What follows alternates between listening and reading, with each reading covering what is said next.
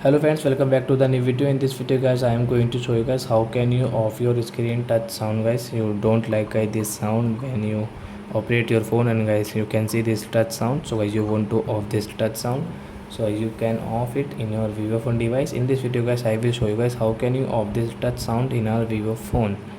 So before starting video friends, I want to tell you, if you new in my channel and you are watching my video first time, so first of all go and subscribe my channel, click the bell icon and like my videos.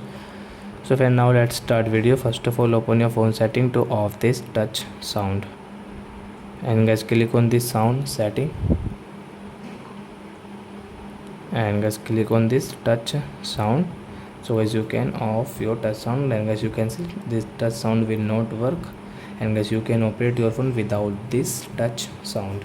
So I hope friends you have understood how to off touch sound in our vivo phone. So that's it guys, thanks for watching. Now we will meet on next video with new topic. Before going guys, please go and like my video, subscribe my channel. Bye bye friends.